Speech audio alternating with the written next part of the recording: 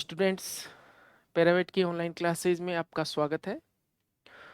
और आज आपके सामने जो टॉपिक है आज का वो है प्लास्टिक या फिर पॉलीथीन का पशुओं पर प्रभाव। प्लास्टिक या पॉलीथीन काफ़ी प्रचलित विषय है और रोज़मर्रा की ज़िंदगी में हम इतना प्लास्टिक उपयोग में लेते हैं और इतना प्लास्टिक फेंक देते हैं कि उस प्लास्टिक को पशु खा लेते हैं और खाने से उनमें विभिन्न प्रकार की समस्याएं उत्पन्न हो जाती है। आइए चर्चा करते हैं। सबसे पहले प्लास्टिक क्या है। तो देखिए, प्लास्टिक प्लास्टिक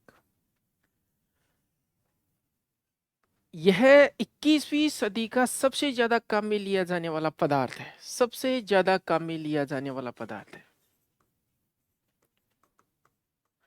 21वीं सदी का सबसे प्रचलित पदार्थ है। और प्लास्टिक जो शब्द है इसके बारे में बताते हैं आपको। ये जो वर्ड है ये ग्रीक शब्द प्लास्टिकोस से बना है। प्लास्टिकोस से ये बना है। और प्लास्टिकोस वर्ड का मतलब होता है मोल्डेबल, यानी ऐसी कोई चीज जिसको ढाला जा सके, विभिन्न आकृतियों में ढाला जा सके। और जैसे कि आप जानते हो, पॉलीथीन भी प्लास्टिक का ही एक प्रकार है। और प्लास्टिक की एक खासियत होती है कि इसको गर्म करके और विभिन्न रूपों में इसको ढाला जा सकता है। प्लास्टिक को रिसाइकिल किया जाता है पॉलीथीन से। और प्लास्टिक्स को इनको यूज लेने के बाद इन्हें वापस से रीयूज किया जाता है। तो इनके डिस्पोजल का तरीका भी है एक कि इनको या तो रीयूज करें या इनको रिसाइकिल करें। और रिसाइकिल करने के लिए इसमें एक खास बात होती है कि ये मोल्डेबल होता है। तो प्लास्टिक की जो खोज की बात करें हम, तो इसकी खोज की थी एलेक्जेंडर पार्क्स ने। एलेक्जेंडर पार्क्स ने। और इनके द्वारा जो खोज हुई थी इसकी 1860 में हुई थी। वर्तमान में पूरे विश्व के द्वारा लगभग 322 मिलियन मेट्रिक टन प्लास्टिक का उपयोग किया जाता है। जो ईयरली हम वार्षिक जो उपयोग बोले, तो वार्षिक उपयोग प्लास्टिक का बहुत ज्यादा हो रहा है, लगभग 322 मीट्रिक टन। और इतना सारा जो प्लास्टिक उपयोग में लिया जाता है विकसित और विकासशील देशों के द्वारा। देखिए, विकासशील देश ज्यादा नुकसान उठाते हैं क्योंकि अ, अभी जो वर्तमान स्थिति ये है कि जो डेवलप्ड कंट्रीज हैं, विकसित देश हैं, वो प्लास्टिक का उपयोग करते हैं, उसको वहां पर रिसाइकिल कर लेते हैं। एक भी कैरी बैग या एक भी पॉलीथीन या एक भी प्लास्टिक का टुकड़ा वहां पर आपको पड़ा हुआ नहीं मिलेगा। उसका प्रॉपर तरीके से वो यूज कर लेते हैं। और अपने देश में ज़्यादातर फैक्ट्रियां उन्होंने नहीं बना रखी। ज़्यादातर जो फैक्ट्रियां हैं वो विकासशील देशों में, क्योंकि आपको पता है प्लास्टिक से विभिन्न चीज़ें बनती हैं। तो वो अलग अलग तरह की गैसें, हानिकारक रासायनिक पदार्थ उत्पन्न होते हैं। और वो रासायनिक पदार्थ वहाँ के मानव जनसंख्या, वहाँ के पशुओं और वहाँ के पर्यावरण को हानि पहुंचाते हैं। तो हम इन फैक्ट्रियों की बात करें तो एशिया में, क्योंकि आपको पता है एशिया के अंदर ज़्यादातर विकासशील देश है, डेवलपिंग कंट्रीज है, इन देशों के अंदर ज़्यादातर फैक्ट्रियाँ, लगभग 73% फैक्ट्रियाँ यहाँ ऐसे देशों में स्थित है। और टोटल जो प्लास्टिक है उसका उत्पादन, या फिर यूं कहें कि इंपोर्ट जो करने वाला देश है या फिर रिसाइकिल करने वाला देश है, वो चाइना है। लगभग विश्व के कुल प्लास्टिक का 53% भाग का रिसाइकिल या इंपोर्ट करके उसको रिसाइकिल कौन करता है? चाइना करता है। इंडिया के अंदर भी प्लास्टिक की भरमार है। अब यहाँ पर इम्पोर्टेंट बात यह है कि इतना सारा प्लास्टिक उत्पादित होता है, इसको पूरे को रिसाइकिल नहीं किया जाता। जैसा कि इसके कई कारण हो सकते हैं। इसके कारण है मेनली, एक तो शहरीकरण। छोटे मोटे जो शहर कस्बे हैं वहाँ पर प्लास्टिक को रोड साइड में कैरी बैग्स को या कचरे को डाल दिया जाता है। प्रॉपर व्यवस्था नहीं होती। और उस कचरे को जानवर, जो स्ट्रे एनिमल्स हैं, लावारिस गाय हैं, लावारिस पशु हैं, ये उसको खाते रहते हैं। और चूंकि पशुओं में इस प्रकार का सेंस नहीं होता, मूक होते हैं, इतनी जागरूकता नहीं होती पशु में कि मैं क्या खा रहा हूँ। जैसे किसी ने खाना या सब्जी मंगवाया और उस खाना या सब्जी को काम में लेने के बाद बचा कुचा मटेरियल डाल दिया या बचा कुचा खाना डाल दिया, तो पशु को, चूंकि जो मानव के भोज्य पदार्थ है पशुओं को काफी स्वादिष्ट और लगते हैं, इसलिए उनको पशु खाने लग जाता है और साथ ही साथ वो प्लास्टिक भी पशु के पेट में चला जाता है। मेनली बोवाइंस में, गाय भैंसों में इस प्रकार का सेंस डेवलप नहीं होता कि वो खाने को अपने प्रीहेंसाइल ऑर्गन, जो अंतर्ग्रहण के अंग हैं, जो उनके मजल है या लिप्स हैं या दांत हैं, उनके द्वारा उसको सेपरेट कर सके। जबकि जो ब्राउजिंग एनिमल्स होते हैं, जो इस तरह से चुन चुन कर खाने वाले, जैसे बकरी है, ऊंट है, इस प्रकार के जो जंतु हैं, इनमें इनके प्रीहेंसाइल ऑर्गन्स में, इनके अंतर्ग्रहण के अंगों में ये सेंस डेवलप होता है और वो छांट छांट करके चीजों को खाते हैं। तो सबसे पहला कारण हो गया कि जानवरों में इस प्रकार की जो समझ नहीं होती या उनको पकड़ नहीं होती कि क्या खाना है क्या नहीं खाना है, इसलिए वो प्लास्टिक्स जो चले जाते हैं पेट में, और पेट में जाने के बाद विभिन्न प्रकार के हानिकारक प्रभाव उत्पन्न करते हैं, उनको हम पढ़ेंगे। तो सबसे पहले हम इसमें पढ़ते हैं कि क्या है प्लास्टिक और क्यों इसका इतना उपयोग किया जाता है। एक तो ये प्लास्टिक जो होता है ये हल्का होता है, ये सस्ता होता है और आसानी से ये उत्पादित हो जाता है, इसलिए इसका उपयोग ज़्यादातर फूड पैकेजिंग मटेरियल्स में किया जाता है। भारत के कुल प्लास्टिक का 43% जो भाग है, 43% जो भाग है, वो फूड पैकेजिंग में काम आता है। और अगर हम देखें विश्व में प्रति व्यक्ति कितना प्लास्टिक उपयोग में लाया जाता है, तो विश्व में एक आदमी प्रतिदिन 45 किलोग्राम प्लास्टिक का प्रति वर्ष प्लास्टिक को 45 केजी को उपयोग में ले लेता है पर ईयर। यानी बहुत ज़्यादा मात्रा में प्लास्टिक का कंजप्शन हो रहा है वर्ल्ड में, और विकासशील देशों में इसका प्लास्टिक का उत्पादन ज़्यादा होता है, और बढ़ती जनसंख्या के साथ इसका जो उत्पादन और उपयोग बहुत ज़्यादा हो रहा है। बढ़ती जनसंख्या के कारण भी इसका प्लास्टिक का या फिर पॉलीथीन का उपयोग, पॉलीथीन जो है एक बहुलक है, प्लास्टिक भी एक पॉलीमर या बहुलक है, पॉलीइथाइलिन, इथाइलिन का बहुलक है। प्लास्टिक भी विभिन्न प्रकार के होते हैं, लेकिन हम यहाँ पर जनरल टर्म प्लास्टिक उपयोग में ले रहे हैं, और हमारा जो फोकस है वो इस प्रकार के प्लास्टिक पे है, पैकेजिंग मटेरियल, कैरी बैग्स और इस प्रकार के फूड को पैक करने वाले जो प्लास्टिक से है यहाँ पर। और ज़्यादातर जो विकसित देश है इस प्लास्टिक को कैसे यूज में लेते हैं, इसको रिसाइकिल कर लेते हैं या फिर अपनी जो जमीन है उसके अंदर लैंड फिलिंग कर देते हैं, जो गड्ढे हैं उनको भर देते हैं। तो रिसाइकिल से या लैंड फिलिंग से इस प्लास्टिक को खत्म कर देते हैं या इसको साइकिल से हटा देते हैं। हमें पता है प्लास्टिक जो है, प्लास्टिक की एक खास बात है, ये पचता नहीं है, यानी ये सूक्ष्म जीवों के द्वारा, बैक्टीरिया के द्वारा, माइक्रो ऑर्गेनिज्म के द्वारा ये नष्ट नहीं होता, यानी नॉन बायोडिग्रेडेबल होता है। नॉन बायोडिग्रेडेबल यानी जैव अनिम्नीकरणीय होता है, जैव अनिम्नीकरणीय। ज्यादातर जो खाद्य पदार्थ होते हैं या फिर कार्बनिक पदार्थ होते हैं वो नष्ट हो जाते हैं, वो बायोडिग्रेडेबल होते हैं।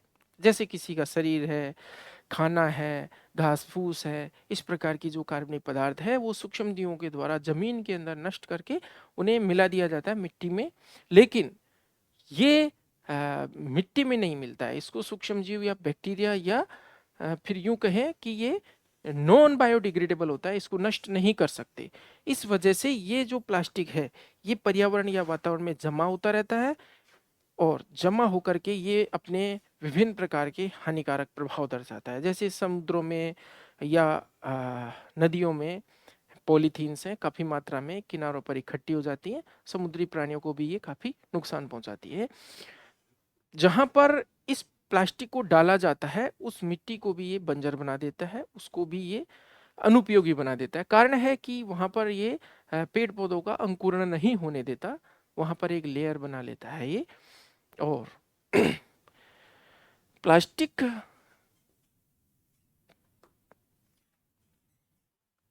के बारे में हम पढ़ते हैं कि भाई पशुओं के द्वारा ये क्यों कंजप्शन किया जाता है, फिर या खाने का क्या कारण है। पशु द्वारा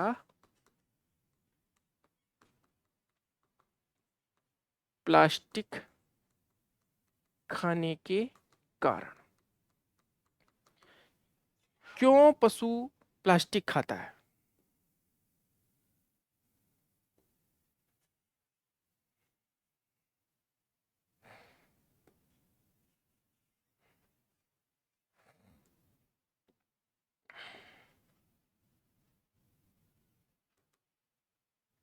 ये देखिए, इस तरह से विभिन्न प्रकार के प्लास्टिक की कैरी बैग्स और पैकेजिंग मटेरियल, चिप्स कुरकुरे की पॉलीथीन खाने की, या फिर ये प्लास्टिक के या पॉलीथीन के जो गिलास हैं, इस तरह के ये पड़े हुए हैं, इनको ये गायें खा रही हैं।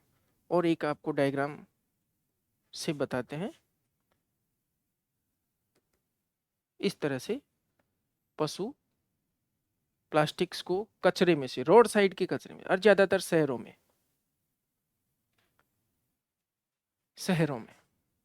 और इस पर प्रतिबंध भी लगाया गया है। देखिए, गवर्नमेंट ऑफ इंडिया ने जो 50 माइक्रोन से पतला जो प्लास्टिक है, कम मोटा, कितने माइक्रोन से, 50 माइक्रोन से पतला जो प्लास्टिक है उस पर प्रतिबंध लगाया हुआ है, उस पर रोक लगाई हुई है। और समय समय पर गवर्नमेंट सीज भी करती है शॉप्स पे, दुकानों पे। और ज़्यादातर जो है लोगों की आदतें भी खराब हो गई हैं। घर से कोई भी मार्केट जाते हैं तो अपना जूट का बैग और कपड़े का बैग या फिर पारंपरिक जो बैग है, थैला है, वो लेकर नहीं जाते। मार्केट से आते समय उनको जब शॉप पर कैरी बैग या प्लास्टिक का सहारा लेना पड़ता है, तो ये भी एक कारण है। अब यहाँ पर हम पढ़ेंगे कि क्यों पशु आखिर प्लास्टिक को काम में लेता है या क्यों खाता है। तो पहला है, एक तो खुले में चराई।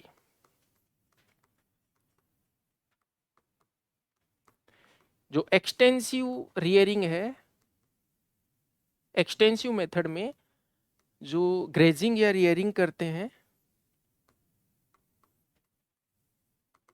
उसके कारण, यानी पशुओं को खुला छोड़ देते हैं। और ज्यादातर शहरों में गायों का विशेषकर, देखिए गायों की संख्या क्यों अधिक है। विश्व में सबसे ज्यादा गायें भारत में पाई जाती है। धार्मिक कारणों के कारण काऊ स्लॉटर, गाय का वध, प्रतिबंधित है, इसमें सजा है। और लोग गायों का दूध निकाल करके उन गायों को वैसे ही शहरों में, कस्बों में छोड़ देते हैं। ऐसी गायें भूखी रहती हैं और रोड साइड जा करके या फिर कॉलोनी में या कहीं भी जा करके और कुछ भी खाद्य पदार्थ मिलता है उसे खा लेती हैं, और साथ साथ वो पॉलीथीन पेट में चला जाता है। सब्जियां, खाने पीने की चीजें प्लास्टिक्स के अंदर लिपटी हुई होती हैं। सबसे बड़ी बात यह है कि इतना सब कुछ जानते हुए भी लोग गायों को छोड़ते हैं, और इसके पीछे उनका एक लालच होता है कि उन्हें फ्री में दूध मिल जाए। इतना ही लालच होता है, लेकिन वो उस गाय के साथ क्या नुकसान करते हैं, क्या उसके स्वास्थ्य के साथ या स्वयं के स्वास्थ्य के साथ खिलवाड़ करते हैं। देखिए, उस गाय का दूध कोई पी रहा है जो गाय लगातार इस प्रकार की चीजें खा रही है, पॉलीथीन्स, प्लास्टिक्स खा रही है, तो वो प्लास्टिक्स रूमन से, गाय के पेट में एक भाग होता है बड़ा रूमन, रूमन से उस प्लास्टिक का कुछ भाग टूट टूट करके और बॉडी के अंदर भी अवशोषित हो जाता है, जिसको हम बोलते हैं एक तरह से शरण होता है उस प्लास्टिक का। और उस प्लास्टिक में विभिन्न प्रकार, क्योंकि प्लास्टिक बनाने में विभिन्न केमिकल्स का उपयोग किया जाता है, बहुत सारी हैवी मेटल्स, फिलिंग मटेरियल्स, इस तरह की कई सारी चीज़ों का उपयोग किया जाता है। तो वो जो रासायनिक पदार्थ जो प्लास्टिक को बनाने के काम में लिए जाते हैं, उनकी लीचिंग होती है, लीचिंग से वो बॉडी में चले जाते हैं, गाय की बॉडी में, और वो मिल्क में और मीट में आ जाते हैं। ज़्यादातर गायों का वध नहीं किया जाता इस वजह से। गायों का मीट जो है भारत में प्रचलित नहीं है, यानी भारत में केवल 2 स्टेट को छोड़ करके सभी स्टेट में काऊ स्लॉटर प्रतिबंधित है, पश्चिम बंगाल और केरल को छोड़कर। बात करें, उस दूध में भी विभिन्न प्रकार के रासायनिक पदार्थ आ जाते हैं और उन्हें उस प्रकार के दूध के पीने से विभिन्न प्रकार की बीमारियां भी होती हैं।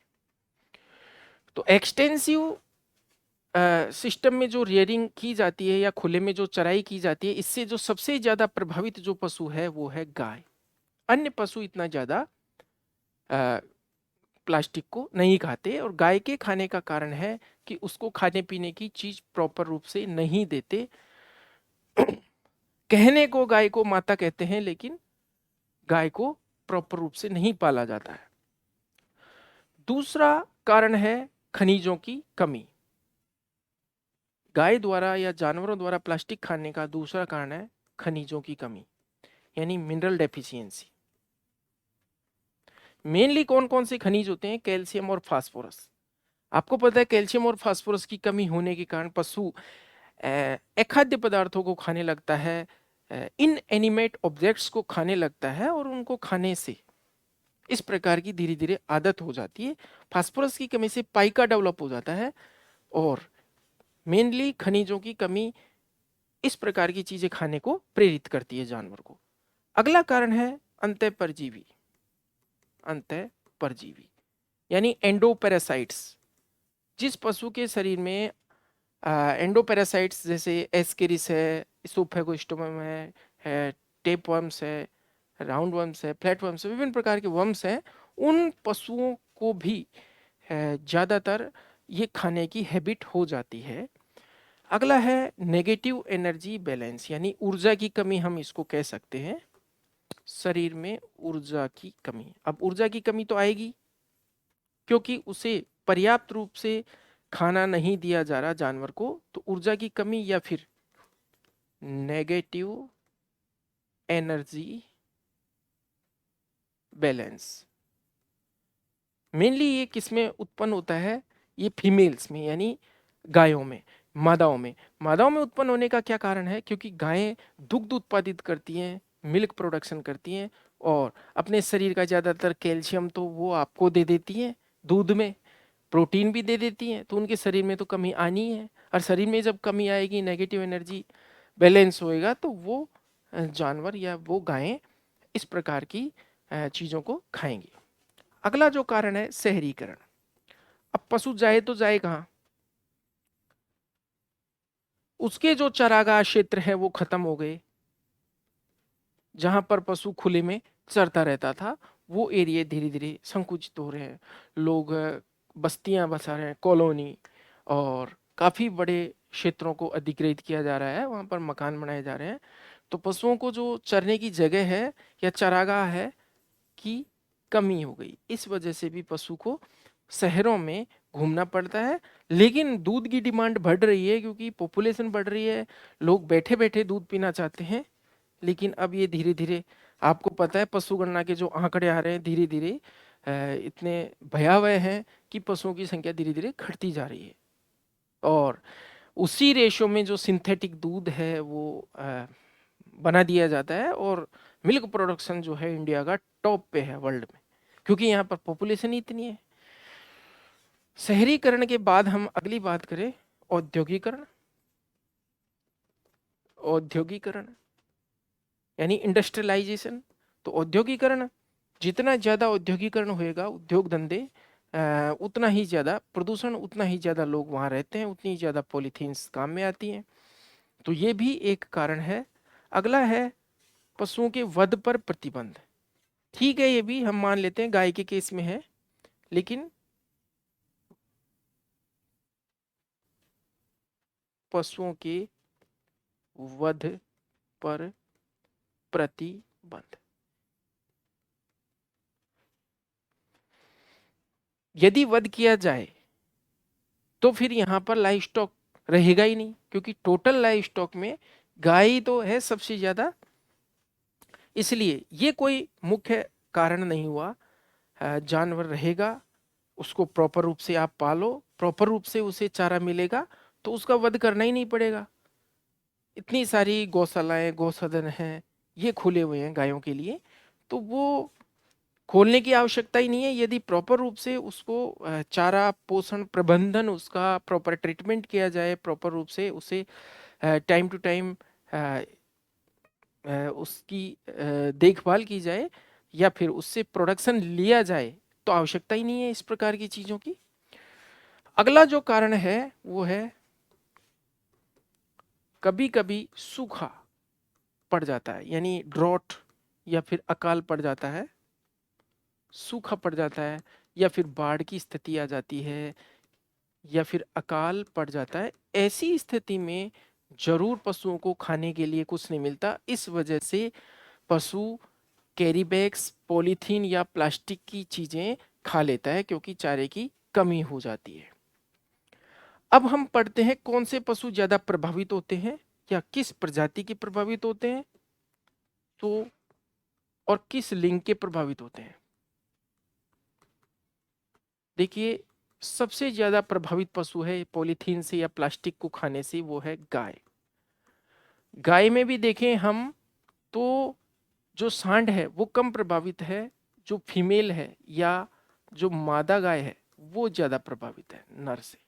क्योंकि आपको पता है गाय विभिन्न प्रकार की फिजियोलॉजिकल स्टेजेस से गुजरती है। फीमेल जैसे कि कभी प्रेगनेंसी में है, कभी लैक्टेशन में है, कभी दूध दे रही है, कभी ग्याबिन है। ग्याबिन है तब भी उसको ऊर्जा ज्यादा चाहिए नर की तुलना में, दूध दे रही है तब भी उसको ऊर्जा ज्यादा चाहिए। तो ऐसी परिस्थितियों में उसको इन एनिमेट ऑब्जेक्ट्स या फिर प्लास्टिक और इस तरह की चीजें खाना इसकी मजबूरी है, क्योंकि प्रॉपर उसका पेट नहीं भर पाता है, भूखी रहती है, इस वजह से वो खा लेती है। गाय के बाद हम बात करें, सबसे ज्यादा गाय, उसके बाद भैंस, उसके बाद भेड़, और उसके बाद बकरी।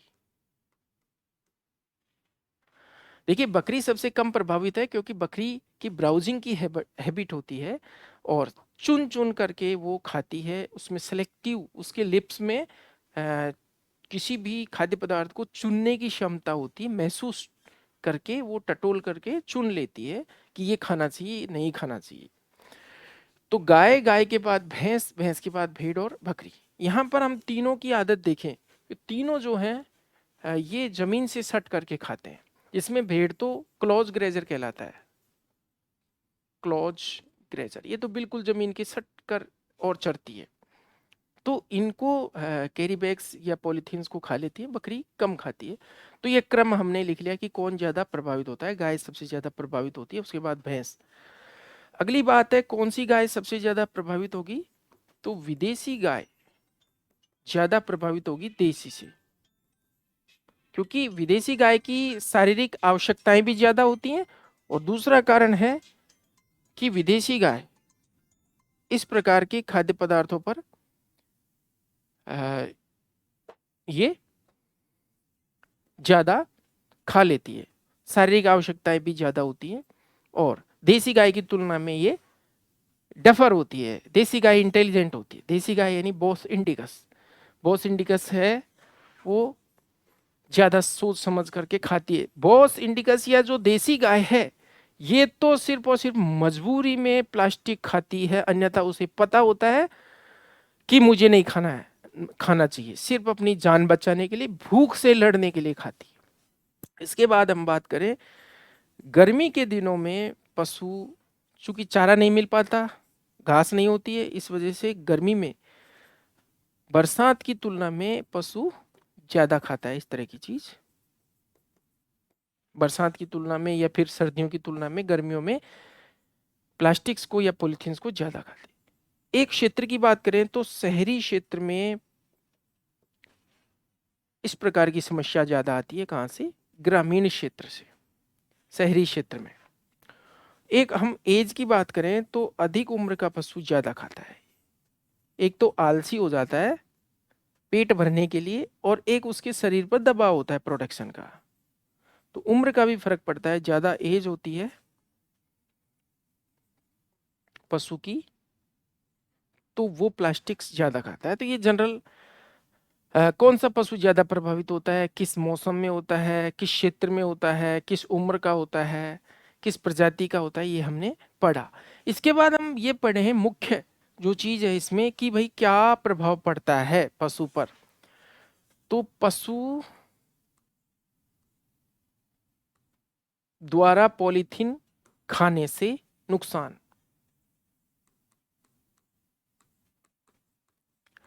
पॉलीथीन भी कह सकते हैं, यहां पर प्लास्टिक मटेरियल भी कह सकते हैं।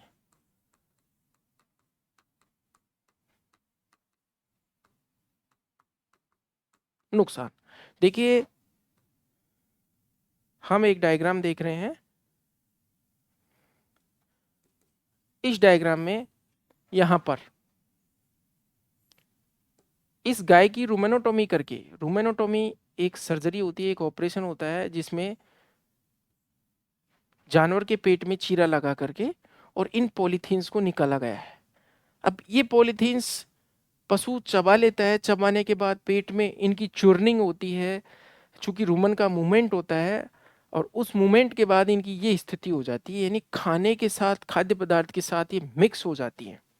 तो क्या क्या प्रभाव पड़ता है शरीर के ऊपर, तो इसकी पैथोफिजियोलॉजी आप ये समझ सकते हैं, हम इसको पैथोफिजियोलॉजी भी कह सकते हैं कि। तो पहला प्रभाव है रूमिनल इंफेक्शन।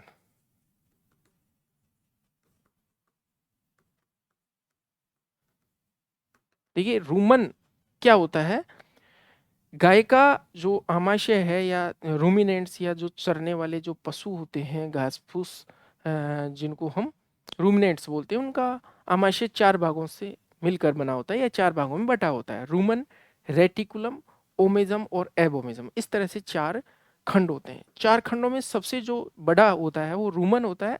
80%, एक तरह से इसको हम थैला कह सकते हैं, एक आदमी या दो आदमी भी उसमें बैठ सकते हैं, इतना पशु खाना खा लेता है या चारा चर लेता है। तो इतना बड़ा होता है, और इसको हम फर्मेंटेशन वेट भी बोलते हैं। यहाँ पर किण्वन की क्रिया होती है, और हमें पता है सूक्ष्म जीव, जो लाभदायक सूक्ष्म जीव होते हैं, वो इस चैम्बर में या इस पात्र में या फिर इस भाग में किण्वन की क्रिया द्वारा चारे का पाचन करते हैं। तो इसका मतलब ये हुआ कि पशु के पेट में लाभदायक सूक्ष्मजीव होते हैं जिनको हम रूमिनल माइक्रोफ्लोरा कहते हैं। विभिन्न प्रकार के प्रोटोजोआ होते हैं, उसमें विभिन्न प्रकार के बैक्टीरिया होते हैं, फंगाई होते हैं।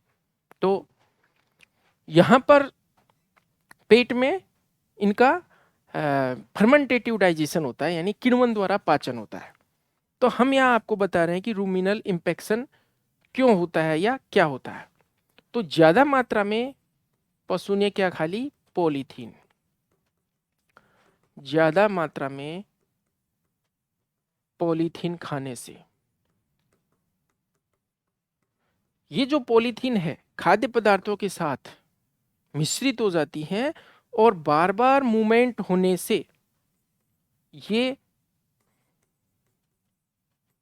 खाद्य पदार्थों के साथ मिश्रित हो जाती है, मिक्स हो गई। और बार बार जो रूमन की मूवमेंट्स होती हैं, रूमिनल कॉन्ट्रैक्शंस होते हैं, गतिविधियां होती हैं, संकुचन होते हैं, रूमन के संकुचन से क्या होता है, ये ठोस कॉम्पैक्ट फॉर्म के रूप में ये बदल जाती है, ठोस रूप में बदल जाती है। अब ये ठोस रूप में रूमन में बदल गई तो रूमन हिल नहीं पाएगा। इतनी सारी पॉलीथीन्स या थैलियां, कैरी बैग्स भर गए पेट में, तो जिससे क्या है, रूमन के संकुचन बंद हो जाएंगे या रूमन की गतिविधि बंद हो जाएगी। चूंकि आपको पता है पशु के पाचन के लिए ये जो रूमन में संकुचन होते हैं ये जरूरी होते हैं, और इनके बंद होने को ही हम रूमिनल एटोनी कहते हैं, रूमिनल एटोनी, रूमिनल एटोनी कहते हैं संकुचन बंद होने को, यानी एक तरह से इंपेक्शन जैसी अवस्था आ गई। इसी को हम रूमिनल इंपेक्शन कहते हैं। अब देखिए इस तरह की कंडीशन उत्पन्न हो गई तो वेटनरी की भाषा में इसको हम फॉरेन बॉडी सिंड्रोम भी कहते हैं। और कौन सा foreign body? Non penetrative foreign body syndrome. इसको हम non penetrative foreign body syndrome भी कहते हैं। फॉरेन बॉडी सिंड्रोम मेनली जो यूज किया जाता है ये वो टीआरपी वाली स्थिति होती है जिसमें कोई नुकीली चीज पशु खा लेता है, वो नुकीली चीज रूमन को क्रॉस करके और पेरिटोनियम को क्रॉस करते हुए और हट के पेरिकार्डियम तक पहुंच जाती है। वो वाली जो स्थिति होती है उसको हम फॉरेन बॉडी सिंड्रोम कहते हैं या ट्रोमेटिक रेटिकुलो पेरिटोनाइटिस या फिर पेरिकार्डाइटिस कहते हैं। उस स्थिति इसको हार्डवेयर डिजीज भी कहते हैं। तो नुकीली चीजों के खाने से तो होती है पेनिट्रेटिंग, और यहाँ पर पॉलीथीन नुकीली नहीं है तो इस प्रकार जो ये बीमारी हुई इसको non penetrative foreign body syndrome कहेंगे। चूंकि हम जानते हैं कि प्लास्टिक का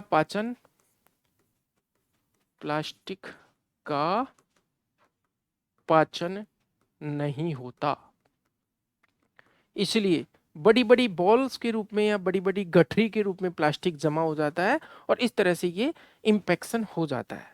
अब इस इंफेक्शन के कारण क्या होता है? पशु को भूख नहीं लगती, पशु को भूख नहीं लगती और जो किण्वन की क्रिया है, फर्मेंटेशन है, वो बंद हो जाता है, बंद हो जाती है और धीरे धीरे पशु मृत्यु की ओर अग्रसर होता है, क्योंकि उसके शरीर में पाचन की क्रिया, भूख की क्रिया बंद हो गई और धीरे धीरे उत्पादन बंद होता है, पशु कमजोर होता जाता है और धीरे धीरे उसकी मृत्यु हो जाती है। अब हम दूसरी जो समस्या देखते हैं, ये तो हो गई रूमिनल इंफेक्शन, यानी एक तरह से सीधी भाषा में हम आसान शब्दों में हम इसे समझें तो ये रूमन है, रूमन में बहुत सारी थैलियां भर गई जिससे रूमन का मूवमेंट बंद हो जाता है, एक तरह से स्थायी हो जाता है वो, और मूवमेंट बंद है तो पाचन की क्रिया भी बंद हो जाती है। दूसरा जो इफेक्ट है, सेकंड प्रभाव है इसका, वो है इंडाइजेशन। इंडाइजेशन हम जानते हैं अपच। अपच अपच कैसे होगा? चूंकि जानवर ने बहुत सारी क्या प्लास्टिक या पॉलीथीन निगल ली तो उनके कारण क्या है, पाचन की क्रिया बाधित हो जाती है, पाचन बाधित हो जाता है। और आपको पता है रूमिनेंट्स में किण्वन के द्वारा पाचन होता है और किण्वन की क्रिया कम हो गई क्योंकि रूमन का जो माइक्रो फ्लोरा है वहां पर जो सूक्ष्म जीव चारे को पचाने का काम करते हैं वो सूक्ष्म जीव कम हो गए। रूमन का के जो सूक्ष्म जीव हैं उनको हम कहते हैं माइक्रोफ्लोरा, वो क्या हो गए? नष्ट हो गए। नष्ट हो गए तो किण्वन की क्रिया बंद हो गई, डाइजेशन नहीं हो पाएगा, इसको हम क्या कहेंगे? इनडाइजेशन कहेंगे। दूसरा एक इफेक्ट आता है प्लास्टिक का, तो जो रूमिनल पेपिला है, रूमन के जो पेपिला होते हैं, पेपिला क्या होते हैं? देखिए इस तरह से, ये जो रूमन है पशु का, उसकी आंतरिक सतह पर इस तरह से रोए से टर्किश टाउल जैसे रोए होते हैं जिनको हम पेपिला कहते हैं। इनकी क्या होती है? एट्रोपी। एट्रोपी का मतलब होता है उनका नष्ट होना या उनकी ग्रोथ रुक जाना या उनका छोटा हो जाना। तो उनकी एट्रोपी हो जाती है और बार बार ये प्लास्टिक का रूमन के साथ मूवमेंट के साथ इसकी हलचल होती है तो किण्वन की क्रिया भी बंद हो जाती है, पेपिला भी नष्ट होने लगते हैं। पेपिला का भी बहुत इंपॉर्टेंट रोल है डाइजेशन में। तो इससे क्या हो जाता है? इनडाइजेशन या फिर अपच हो जाता है। अगला जो प्रभाव है पशु के शरीर पर वो है रूमिनल टिम्पेनी, या फिर जिसको हम रिकरेंट टिम्पेनी भी कह सकते हैं। तीसरा जो प्रभाव है रूमिनल टिम्पेनी, एक तरह से हम इसको आफरा कह सकते हैं। आफरा, रूमन में आफरा कैसे आएगा? गैस भर जाएगी। गैस भरने का क्या कारण है? देखिए, इस तरह से पशु का पेट होता है, इस तरह से रूमन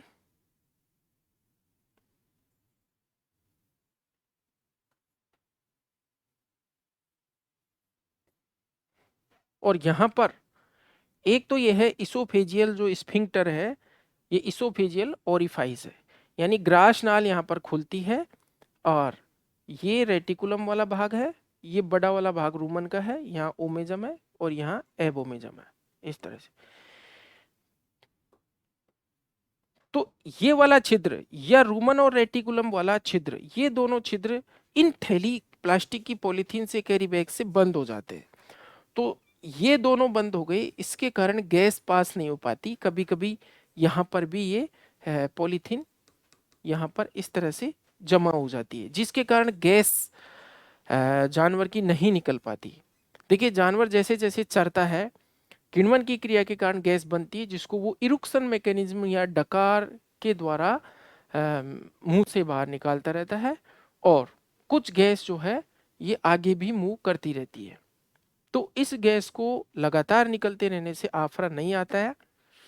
पशु के आहार नाल में, या ये ग्रासनाल वाला भाग है, ये आंत वाला भाग है, और ये रूमन और रेटिकुलम का जंक्शन है। तो इन तीनों जगह में से कहीं भी पॉलीथीन के फंसने से, पॉलीथीन के फंसने से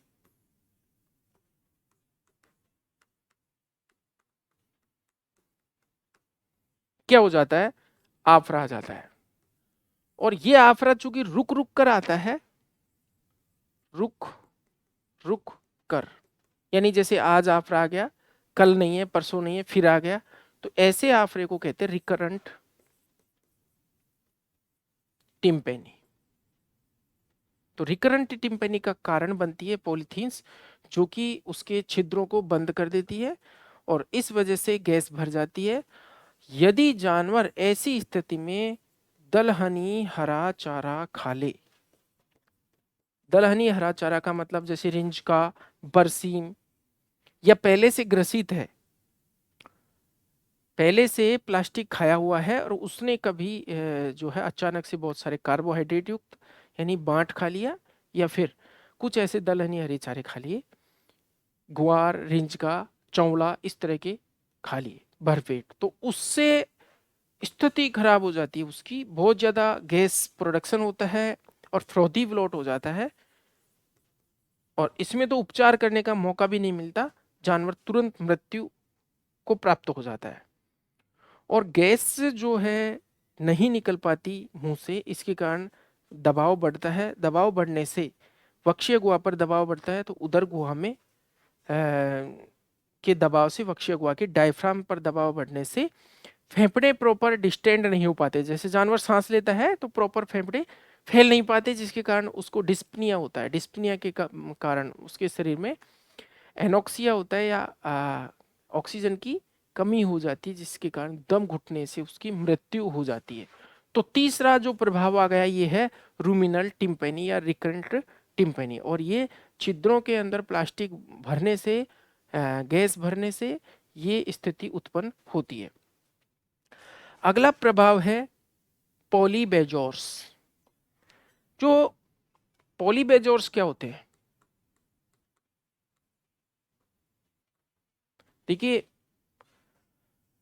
पॉलीबेजोर का मतलब होता है प्लास्टिक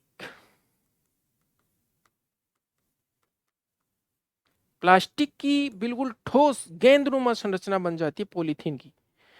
जैसे जानवर बालों को लगातार चाट चाट करके खा लेता है, तो उससे बालों का एक ठोस गेंदनुमा संरचना बन जाती है। खाद्य पदार्थों के साथ फूड मटेरियल प्लस बाल, हेयर, दोनों मिल करके ठोस एक रूप बना लेता है, जिसको बोलते हैं पिली कॉन्क्रीशन, या फिर उसे हम कह सकते हैं बालों का एक ठोस गेंदनुमा संरचना। यहाँ पर हम पॉलीबेजोर की बात कर रहे हैं, तो प्लास्टिक भी जब खाद्य पदार्थों के साथ मिश्रित हो जाती है तो इस तरह की गेंदनुमा संरचना बना लेती है, तो उसको हम बोलते हैं पॉलीबेजोर। तो फाइटोबेजोर, पॉलीबेजोर, ट्राइकोबेजोर, बालों वाली संरचना को बोलते हैं हम ट्राइकोबेजोर या पिलिकॉन क्रिस्टल। तो यहाँ पॉलीबेजोर बन गया। पॉलीबेजोर के कारण क्या होता है, पॉलीबेजोर लिख लेते हैं। पाचन तंत्र में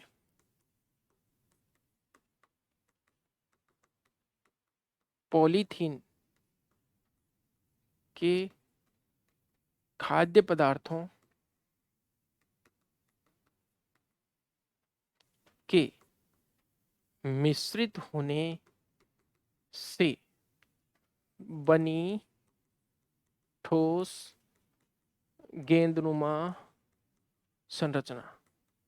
अब ये जो ठोस संरचना है, पशु के पेट में मुंह होती है जैसे जैसे, तो उससे उसके पेट में दर्द उत्पन्न होता है, और जो भोजन को जाने का जो पेरिस्टालसिस मूवमेंट होती है वो बंद हो जाती है। जैसे ये ठोस पदार्थ है, आंत के अंदर ये फंस गया तो रास्ता बंद हो जाता है, खाने का रास्ता बंद हो जाता है, बड़ा तकलीफ में हो जाता है पशु।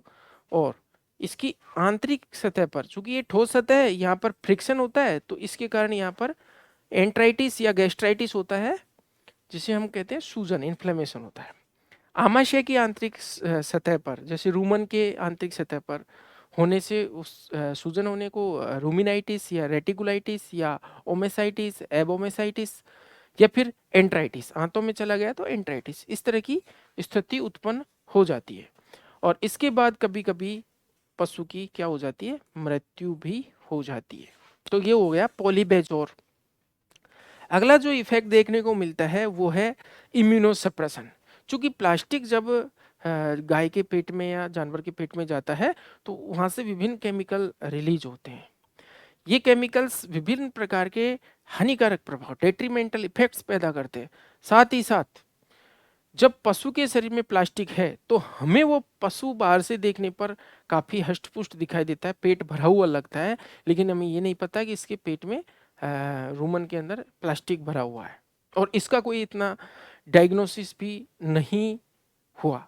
ये दुर्भाग्य की बात है कि आज भी पशु के पेट में इतने सारे प्लास्टिक होते हुए कोई ब्लड का इस तरह का कोई टेस्ट नहीं है, कोई इस तरह का मिल्क का टेस्ट नहीं है कि वो प्लास्टिक्स पिघल पिघल के, या उन प्लास्टिक्स का कुछ जो रासायनिक पदार्थ हैं वो दूध के अंदर भी आते हैं, लेकिन इस प्रकार का कोई टेस्ट डेवलप नहीं किया गया। आशा है भविष्य में इस प्रकार की रिसर्च पर काम हो। और चूंकि प्लास्टिक की स्थिति ऐसी है कि उसको इतना आसानी से महसूस नहीं किया जा सकता। कोई धातु तो है नहीं जिसको हमने चुंबक से महसूस कर लिया। कभी कभी प्लास्टिक्स पशु के पेट में होता है और बाहर से हमें पता नहीं चल पाता, तो पशु स्वस्थ की तरह दिखता है। इसीलिए उस पशु के अंदर के रुमन वाले भाग में या रेटिकुलम वाले भाग में, आंत में बहुत सारी पॉलीथीन से, इस वजह से भोजन का अवशोषण नहीं हो पाता, तो पशु एक तरह से कुपोषण का शिकार हो जाता है, और ऐसे कुपोषित पशु की इम्यूनिटी डाउन हो जाती है। हमको पता है खाना प्रॉपर रूप से अवशोषित नहीं हो रहा है तो पशु के शरीर में वीकनेस आएगी, वीकनेस के कारण इम्यूनिटी डाउन हो जाएगी, जिसको हम बोलेंगे इम्यूनो सप्रेशन। तो अगला जो प्रभाव है वो है इम्यूनो सप्रेशन। और ये क्यों हुआ, पोषण की कमी। और पोषण की कमी क्यों हुई, प्लास्टिक खाने से हुई, अवशोषित नहीं हो पाया, और जिसके कारण कमजोरी आई, और कमजोरी के कारण क्या हो गया, इम्यूनोडेफिशिएंसी हो गया, या फिर जो रोगों से लड़ने की क्षमता है या रोग प्रतिरोधक क्षमता है, रोग प्रतिरोधक क्षमता कम हो गई। ये देखिए इम्यूनोसप्रेशन हो गए पशु में। अगला जो प्रभाव है वो है केमिकल लीचिंग।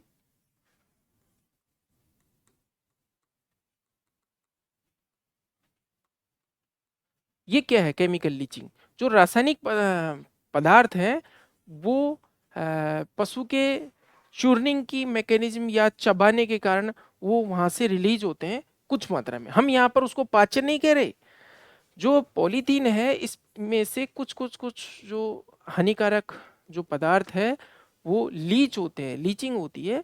और क्यों होती है? क्योंकि लगातार मूवमेंट हो रहे हैं, टेम्परेचर भी अच्छा है रूमन के अंदर, और पशु ने चबाए भी है, इसके कारण इसके जो कई जो हेवी मेटल जैसे कोबाल्ट है, मरकरी है, पारा है, या फिर लेड है, या फिर क्रोमियम है, या फिर आर्सेनिक है, इस तरह के जो रासायनिक पदार्थ है इसमें से आ रहे हैं, और वो शरीर में अवशोषित हो जाएंगे। कहाँ जाएंगे? शरीर में अवशोषित हो जाएंगे। अवशोषित होकर के ब्लड में चले जाएंगे। क्योंकि आंतरिक रूमन की आंतरिक सतह से अवशोषित होकर के ब्लड में गए, ब्लड से पूरे बॉडी के अंदर डिस्ट्रीब्यूट होकर के ये कहाँ आएंगे? मिल्क में आएंगे।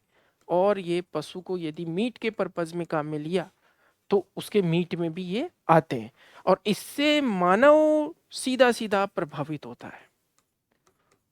यानी अब यहां से हमें पता चला कि पॉलीथीन गाय ने खाया था और इफेक्ट किस पे आ रहा है? आदमी पे आ रहा है। तो इसलिए ये हानिकारक है, खतरनाक रसायन होते हैं, हेवी मेटल्स जो निकलते हैं। अगला जो प्रभाव है वो है रिप्रोडक्टिव हेल्थ। इस प्रकार का जानवर जो है प्रॉपर रूप से हीट में नहीं आ पाता टाइम टू टाइम, और हीट में नहीं आ पाता तो अगर मान लो जानवर प्रोडक्शन ही नहीं दे रहा तो पशुपालक उसको रखता नहीं है, उन जानवरों को छोड़ दिया जाता है। अब वो धीरे धीरे इसी तरह से प्लास्टिक खा खा करके मर जाते हैं। अब पशु मर गया तो वहां पर उसका जो खाद्य भाग होता है उसको अपमार्जक जंतुओं द्वारा खा लिया गया, कुत्ता खा गया और अन्य जानवर उसके शरीर को खा गए, और वो रूमन वाला जो है प्लास्टिक का ढेर दिखाई देता है। ज़्यादातर स्लॉटर हाउसेज में ये कंडीशन है, वहाँ पर पशु के जो रूमन भाग है वहाँ से इतनी सारी पॉलीथीन्स निकलती है कि उनका एक सेपरेट ढेर लगाया जाता है अलग से। तो कई बार हम देखते हैं कि जब जानवर मरता है तो उसके पेट में से बाकी जानवर का शरीर तो डिस्ट्रॉय हो जाता है, और वो ढेर के रूप में वो पॉलीथीन्स का एक